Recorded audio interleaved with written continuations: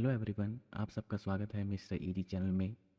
तो जो भी इस चैनल में पहली बार आए हैं, मैं ये बता दूं कि हम क्लास 12th केमिस्ट्री का सॉल्यूशन चैप्टर पढ़ रहे हैं और इससे रिलेटेड सारे वीडियो मैंने प्लेलिस्ट में डाल दिए हैं, जिसका लिंक मैं आई कार्ड में दे दूँगा। तो चलिए स्टार्ट करते हैं। तो देखिए, लास्ट क्लास में हमने क्या करा था, स्ट्रेंथ का एक न्यूमेरिकल करा था। उसको हमने कितने तरीक़ों से करा था। एक तो हमने बोर्ड के तरीके से, जिसमें थोड़ा लिखना पड़ता है पर वो ज़रूरी है, ठीक है। अब उसके बाद हमने अगला उसको दूसरे मेथड से करा था, वो शॉर्ट है और कंपटीशन के लिए है। और यहाँ पे देखो, मैंने क्या बताया था कि आपको बस न्यूमेरिकल पढ़ना है बस, और आपको ये ढूंढना है कि 1 लीटर सॉल्यूशन कैसे बनेगा। जैसे हमने न्यूमेरिकल देखा तो तुम्हें दिख रहा है कि देखो वहाँ पे 2 लीटर दे रखा है। तो ये मैं तुम्हें समझाने के लिए यहाँ पे लिखा है कि 2 लीटर में अगर 40 ग्राम NaCl है तो ऑब्वियसली 1 लीटर में कितना होगा, 20 ग्राम। अब ये जो मैंने आपको लिख रखा है ये आपको समझाने के लिए, ये आपको सारा काम माइंड में करना है, ठीक है। तो जैसे ही न्यूमेरिकल आएगा देखो, यहीं पे पढ़ना है। अगर 2 लीटर में 40 है तो 1 लीटर में 20 होगा, और वही 20 हमारा क्या होगा, आंसर। तो जो मैंने ये लिखा है ये सिर्फ समझाने के लिए है, ठीक है। आपको इतना भी नहीं लिखना है, पूरा का पूरा ये काम माइंड में करना है। तो ये काम किस में करना है, आपको माइंड में करो, ठीक है। तो आपको पेन तभी चलाना है, क्या लिखने के लिए, सिर्फ आंसर लिखने के लिए। तो ये अगर आपको न्यूमेरिकल समझ में आ गया हो तो अब चलते हैं हम नेक्स्ट कंसंट्रेशन टर्म्स में, जो कि है परसेंटेज।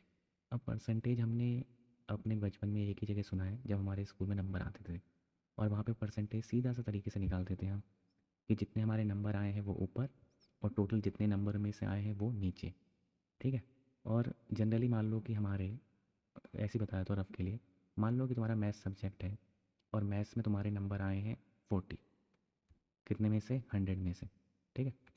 तो अगर कोई तुमसे पूछे कि तुम्हारे मैथ्स में कितने परसेंटेज है, तो क्लियरली तुम्हें पता है कि आपने नंबर जो आप लाए हो वो ऊपर होंगे और टोटल नंबर कितने होंगे, नीचे 100। तो ये कितना परसेंटेज बना, 40%। ऐसे अगर 2-3 सब्जेक्ट का जोड़ते थे तो सारे नंबर ऊपर और जितने में से आए वो सारे नंबर नीचे। तो तुम्हें एक चीज़ तो पता है कि जब भी परसेंटेज की बात होती है तो वहाँ पे हमेशा डिनोमिनेटर में टोटल चीज़ आती है, ठीक है। अब अगर आपको ये पता चल गया कि हमेशा डिनोमिनेटर में टोटल चीज़ आएगी, तो अब थोड़ा ही कॉमन सेंस की बात करते हैं। अब ज़रा समझो, जब भी हम सॉल्यूशन बनाते हैं तो वहाँ पे हम एक लेते हैं सॉल्यूट, ठीक है। अगर हम बाइनरी सॉल्यूशन की बात करें तो वहाँ पे हमने एक सॉल्यूट लिया है, उसको डिजॉल्व करा है सॉल्वेंट में, और उससे जो ओवरऑल चीज़ बनी है हमारा, वो क्या बना है, सॉल्यूशन, ठीक है। तो अगर हम किसी सॉल्यूट के परसेंटेज की बात करें या सॉल्वेंट की परसेंटेज की बात करें, तो हमें ये तो पता है कि हम जब भी परसेंटेज निकालेंगे, अगर मान लो हम सॉल्यूट का निकालना चाहते हैं तो ऊपर हमेशा सॉल्यूट आएगा। अब बात है कि डिनोमिनेटर में क्या आएगा। तो जैसे हमारे बचपन में हम क्या करते थे, डिनोमिनेटर हमेशा क्या लेते थे, टोटल चीज़। अब बताओ कि सॉल्यूट और सॉल्वेंट के मिलने से टोटल क्या चीज़ बन रही है, वो बन रहा है सॉल्यूशन। तो हमेशा ही डिनोमिनेटर में सॉल्यूशन आएगा, चाहे आपको सॉल्यूट का परसेंटेज निकालना हो या सॉल्वेंट का। क्लियर है। अब मैंने इसलिए समझाया ताकि तुम्हें फील आ सके कि हमेशा हम डिनोमिनेटर में क्या लेंगे, सॉल्यूशन, और ऊपर क्या लेंगे, सॉल्यूट अगर वो सॉल्यूट का परसेंटेज दिया है, और सॉल्वेंट अगर वो सॉल्वेंट का परसेंटेज दिया है, ठीक है। तो अब अगर ये तुम्हें कहानी समझ में आ गई हो अच्छे से, तो तुम्हें दिख रहा है कि मैंने परसेंटेज के नीचे और करके कुछ लिखा है, ठीक है।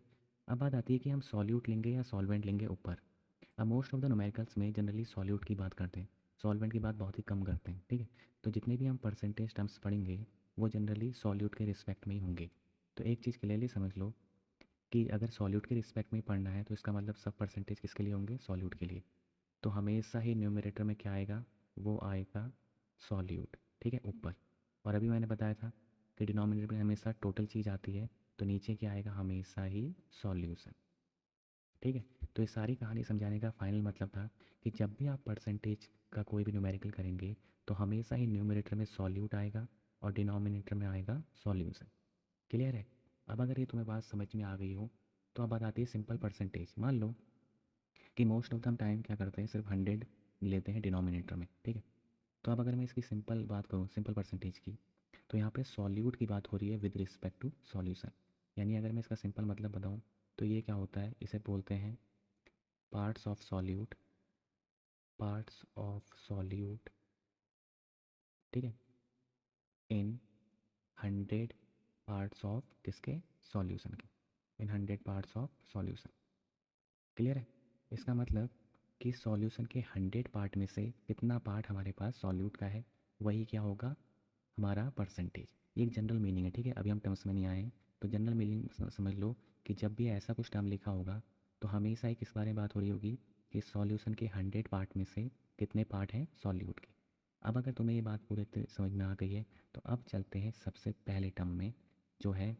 अब ये बहुत इंपॉर्टेंट है, इसमें न्यूमेरिकल्स आते हैं, ठीक है। तो मैं फटाफट हेडिंग डाल देता हूँ।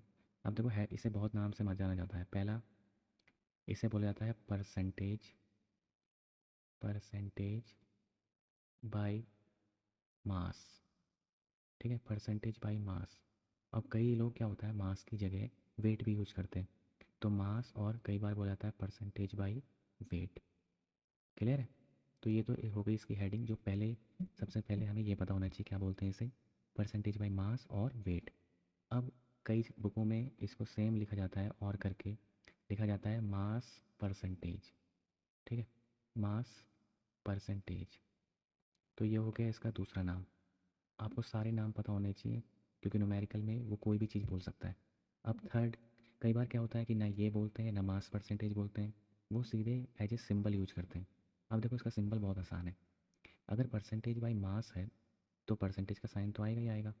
अब यहाँ पे सिर्फ मास की बात हो रही है तो हमेशा ही जैसे वहाँ पे हमने क्या करा था, देखो ऊपर सॉल्यूट था नीचे सॉल्यूशन था, इसका मतलब यहाँ पे भी क्या होगा हमारा, क्या होगा यहाँ पे हमारा, यहाँ पे भी ऊपर मास होगा और नीचे भी मास होगा, ठीक है। मैंने वेट लिखा है क्योंकि न्यूमेरिकल में जनरली W/W लिखते हैं, ठीक है, M/M बहुत कम लिखते हैं, पर इससे कोई फ़र्क नहीं पड़ता। तो परसेंटेज कहीं पे भी W/W दिया हो तो इसका मतलब क्या दे रखा है वहाँ पे, परसेंटेज बाई मास। अब देखो अगर तुम्हें ये चीज़ पता चल गई है तो तुम्हें ये भी सीधे से पता चल गया होगा कि जो ऊपर वाला मास है वो होगा सॉल्यूट का और जो नीचे वाला मास होगा वो किसका होगा, सॉल्यूशन का। क्योंकि अभी हमने पहले पढ़ लिया था कि ऊपर हमेशा सॉल्यूट आता है और नीचे हमेशा सॉल्यूशन, ठीक है। तो अब ये तो तुम्हें पता चल गया कि ये ऊपर वाला सॉल्यूट का वेट है और नीचे सॉल्यूशन का वेट है।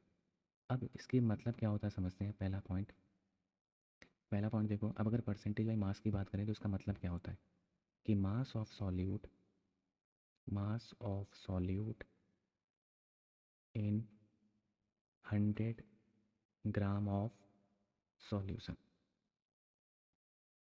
ठीक है। तो मैंने जैसे पहले देखो यहाँ पे बताया था कि परसेंटेज का जनरली मतलब क्या होता है कि 100 पार्ट सॉल्यूशन में से कितने पार्ट क्या है सॉल्यूट के। ऐसे ही अगर यहाँ पे मास की बात हो रही है तो इसका मतलब 100 ग्राम सॉल्यूशन में से कितना मास है सॉल्यूट का। क्लियर है। यानी 100 gram of solution contains how much mass of solute. अभी जो लाइन है ये बहुत इंपॉर्टेंट है। अगर आपको शॉर्ट तरीके से कोई भी चीज़ करनी है तो लाइन बहुत क्या है इंपॉर्टेंट। आप ज़रा देखो कैसे। कल मैंने बताया था कि ये एग्ज़ाम पॉइंट ऑफ व्यू से तो इम्पॉर्टेंट है ही, पर अगर आप किसी को शॉर्ट करना चाहते हैं और अगर आप कंपटीशन की तैयारी कर रहे हैं तो याद रखना ये दोनों इसके लिए है, ठीक है। तो अगर आपको परसेंटेज बाई मास की सिर्फ ये लाइन याद है तो आप न्यूमेरिकल बहुत फास्ट करेंगे। तो इसका मतलब याद रखो दोबारा से कि 100 ग्राम सॉल्यूशन में से सॉल्यूट का मास कितना है, ठीक है, 100 ग्राम में से सॉल्यूट का मास कितना है। अब ये तो रही शॉर्ट बात। अगर मैं इसी को थोड़ा, अगर बोर्ड वाले स्टूडेंट के लिए ऐसे फार्मूला बनाऊँ, देखो फार्मूला क्या बनता है। फार्मूला सिंपल सा है कि अभी हमने पढ़ लिया था कि ऊपर हमेशा क्या आता है सॉल्यूट और नीचे क्या आता है सॉल्यूशन। तो फॉर्मूले की बात करें वो बनता है परसेंटेज W/W। अब मैंने बताया था ऊपर किसका मास आएगा सॉल्यूट का, mass of solute upon mass of solution, ठीक है। अब इम्पॉर्टेंट है कि आप यहाँ पे मास किस में लेंगे, ग्राम में या केजी में। तो देखो ये टोटली आपके ऊपर है, पर मोस्ट ऑफ द न्यूमेरिकल्स में वो ग्राम में ही वेट देते हैं। पर इंपॉर्टेंट ये है कि जो आप मास सॉल्यूट का ले रहे हैं सेम यूनिट लेंगे आप सॉल्यूशन में भी। तो आप वो सब भूल जाओ, सीधा से याद रखना कि सॉल्यूट का मास भी ग्राम में लेना है और सॉल्यूशन का मास भी। अब ऑब्वियसली ये परसेंटेज है तो हम यहाँ पे 100 से मल्टीप्लाई कर देंगे। क्लियर है। अब ये जो आपको याद रखना है ये न्यूमेरिकल पॉइंट ऑफ व्यू से तो इम्पॉर्टेंट है ही, पर ये तब इम्पॉर्टेंट है जब आप बोर्ड के स्टूडेंट हो या आपको लॉन्ग मेथड से करना अच्छा लगता है, ठीक है। तो ये लॉन्ग और बोर्ड के लिए है। ये क्लियर हो गया। अब आ जाओ अगले पॉइंट पे। अब अगर हम इसकी यूनिट की बात करें तो आप खुद ही सोचो, यूनिट अगर हम देखा जाए तो देखो ऊपर जो मास है वो भी ग्राम में है और नीचे भी मास है, तो ऑब्वियसली दोनों एक दूसरे को क्या कर देंगे कैंसिल, और 100 की तो कोई यूनिट होती नहीं। तो इसका मतलब जो परसेंटेज W/W है असल में वो क्या है यूनिट लेस। क्लियर हो गया। तो ये जो परसेंटेज W/W होता है वो क्या होता है यूनिट लेस। क्लियर है। अब आ जाओ अगले पॉइंट पे। अब हम थोड़ा एक रफ आइडिया बताते हैं, ज़रा ढंग से समझना। इसको मैं नेक्स्ट पेज में लिखता हूँ क्योंकि थोड़ा बड़ा है, ठीक है।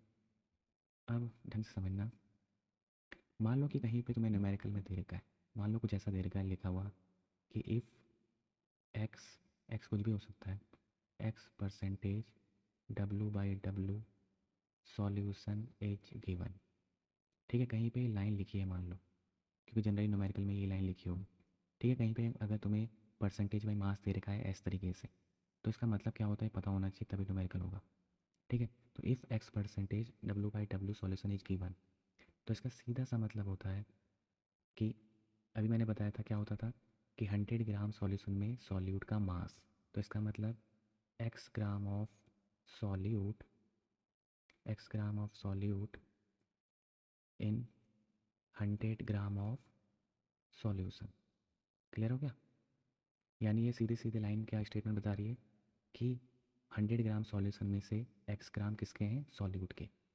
अब जरा देखो, जैसे ही इसी लाइन पता चली हमें इससे क्या क्या नया पता चला।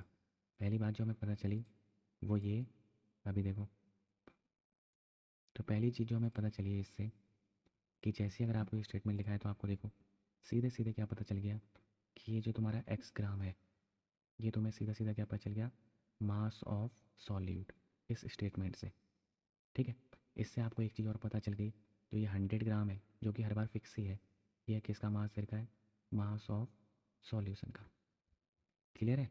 तो इस स्टेटमेंट से आपको क्या पता चलता है कि आपको डायरेक्ट सॉल्यूट का मास मिल जाता है और सॉल्यूशन का। अब अगर आपको सॉल्यूट और सॉल्यूशन का मास पता है तो इससे आप एक सीधा सीधा फॉर्मूला लगा सकते हैं। अगर मान लो मुझे सॉल्यूट का पता चल गया और सॉल्यूशन का पता चल गया, तो ऑब्वियसली मैं मास ऑफ सॉल्वेंट सीधे सीधे निकाल लूँगा। कितना होगा, याद है हमारा जो सबसे पहला वाला फॉर्मूला था, जो मास और वॉल्यूम कैलकुलेशन के लिए लगाना था। तो खुद ही सोचो ये क्या होगा, मास ऑफ सॉल्यूशन कितना है, 100 ग्राम। इसमें से मैं जैसे ही सॉल्यूट के मास को डिक्रीज करूँगा तो हमें क्या मिल जाएगा, सॉल्वेंट का मास। क्लियर है? तो ये लाइन बहुत इंपॉर्टेंट है अगर आपको न्यूमेरिकल करना है, ठीक है। तो ये अगर आपको शॉर्ट मेथड करना है तो ये भी बहुत इंपॉर्टेंट है और ये भी बहुत इंपॉर्टेंट है, ठीक है। ये वाली, ये किसके लिए है, ये लॉन्ग के लिए भी है, ये शॉर्ट के लिए तो मैं पहले सीधे से बता दिया है, तभी लिख देता हूँ मैं, ये शॉर्ट के लिए भी इंपॉर्टेंट है, ठीक है। ये कंपटीशन के लिए भी इंपॉर्टेंट है और ये बोर्ड के लिए भी, क्योंकि बोर्ड के लिए आपको लिखना पड़ेगा। अब जरा एक चीज़ को थोड़ा और डिटेल में समझते हैं। जरा देखो, जैसे ही हमें ये स्टेटमेंट मिला तो हमने इसको ऐसे रिप्रेजेंट कर लिया, ऐसे प्रिडिक्ट करा, और इससे हमें दो डेटा मिल गए, एक तो सॉल्यूट का मास, एक सॉल्यूशन का मास। अब जरा कुछ सोचो, ये सेम एक्स ग्राम तो तुम्हें यहाँ से भी मिल रहा था, है ना, यहाँ से, तो फिर मैं ये लाइन क्यों लिखूँ? ये लाइन तभी लिखेंगे जब हम बोर्ड के स्टूडेंट होंगे, पर अगर हम कंपटीशन वाले हैं तो हम क्या लिखेंगे, सीधा सीधा, कि ये जो सीधा सीधा दे रखा है ये चीज़ एक्स, ये सीधे सीधे क्या है, ये है मास ऑफ सॉल्यूट, ठीक है। मास ऑफ सॉल्यूट यहीं से निकाल लेंगे, तो हम क्यों ये फालतू में लाइन लिखें। और हमेशा ही नीचे 100 होता है तो हमेशा मास ऑफ सॉल्यूशन 100 ग्राम सीधे मिल जाएगा, ठीक है। तो ये तो तुम्हें एक्स मिल गया यहाँ से, और सॉल्यूशन हमेशा यहाँ से मिल जाएगा 100 ग्राम, जो वैसे भी तुम्हें पता चल जाएगा, ठीक। तो यानी मास ऑफ सॉल्यूशन सीधे मिल जाएगा कितना, 100 ग्राम, और सॉल्वेंट का मास तो आप निकाल सकते हो 100 माइनस एक्स। क्लियर है? तो ये लाइन तभी लिखनी है जब आप बोर्ड के स्टूडेंट हैं। अगर न्यूमेरिकल, अगर आप कंपटीशन की तैयारी कर रहे हैं तो आपको सीधे जो भी एक्स लिखा है वो सीधा सीधा क्या है, सॉल्यूट का मास। क्लियर हो गया? तो ये बहुत इंपॉर्टेंट है। अब इसको थोड़ा एक वैसे नॉर्मल एग्जाम्पल लेके करते हैं, ठीक है। तो नॉर्मल एग्जाम्पल लेके कैसे करते हैं ढंग से समझना, कि मान लो एग्जाम्पल आपको दे रखा है कि if 10% W/W NaCl solution is given. मान लो आपको एक नमक का सॉल्यूशन दे रखा है और उसका आपको मास परसेंटेज दे रखा है, ठीक है। तो हमें यहाँ से सीधा सीधा क्या पता चल जाएगा, ज़रा सोचो, कि जैसे ही पता है, अब मैं लॉन्ग मेथड से लिखूँगा, तो पहले मैं लॉन्ग से समझा देता हूँ। देखो, इसका मतलब क्या है कि 10 ग्राम, हाँ एक चीज़ और, इसको समझने से पहले आपको यहाँ पे क्लियरली ये पता होना चाहिए कि सॉल्यूट क्या है। तो ये तो है तुम्हारा सॉल्यूट, ठीक है, कौन सा, नमक, ठीक है। तो ये सॉल्यूट पहचान लिया, अब सीधे स्टेटमेंट लिखो, यानी 10 gram of NaCl, 10 gram of NaCl in 100 gram of solution. Clear है? तो ये तो मैंने वो लाइन लिख दी जो सीधे सीधे पता चल गई। तो ये देखो यहाँ से आपको क्या पता चल गया, पहला पॉइंट, कि या तो आपको सीधे सीधे यहाँ पे उस सॉल्यूट का मास पता चल गया जो क्या है, मास ऑफ NaCl, ठीक है। इस 100 ग्राम से क्या पता चल गया, ये क्या है, मास ऑफ सॉल्यूशन। क्लियर है? तो ये तो तब है जब आपको बोर्ड के स्टूडेंट है, पर अगर बोर्ड के स्टूडेंट नहीं है तो हम क्यों जाएँ इसमें? हम तो सीधा सीधा यहीं पे जाएंगे, कहाँ पे, कि ये जो सीधा सीधा 10 दे रखा है ये भैया हमारा सॉल्यूट का मास है, और सॉल्यूट क्या है हमारा NaCl। तो ये दे रखा है NaCl, और अगर ये 10% है और अगर परसेंटेज की बात हो रही है तो यहाँ से हमारा मास ऑफ सॉल्यूशन कितना निकल गया, जो कि हमेशा फिक्स होता है कितना, 100 ग्राम। ठीक है। और अगर यहीं पे पूछे क्या कहते हैं कि मास ऑफ सॉल्यूशन क्या है, सॉरी मास ऑफ सॉल्वेंट क्या है, तो क्या करोगे, टोटल मास में से यानी सॉल्यूशन के मास में से इसको डिक्रीज कर दोगे, तो 100 माइनस के 10 इक्वल टू 90 ग्राम। क्लियर है? तो आपको इतना सब कुछ सोचने की जरूरत नहीं है, सीधे उस स्टेटमेंट से तुमको डेटा मिल जाएगा। अब इस डेटा का यूज वो किसी भी रूप में करवा सकते हैं, वो डिपेंड करता है कि आगे न्यूमेरिकल क्या दिया है। क्लियर हो गया? तो आपको ये तब चलाना है जब आपका क्या हो, बोर्ड का तरीका, और अगर आप कंपटीशन की तैयारी कर रहे हो तो आपको इस तरीके से सोचना है। क्लियर है? तो अगर आपको ये आपको समझ में आया होगा तो आप चलते हैं, हम अगली वीडियो में देखेंगे कि अगला कौन सा टर्म है। अगर आपको वीडियो थोड़ा भी यूजफुल लगा हो तो इसे ज़्यादा से ज़्यादा शेयर कीजिए और सब्सक्राइब कीजिए। तब के लिए धन्यवाद।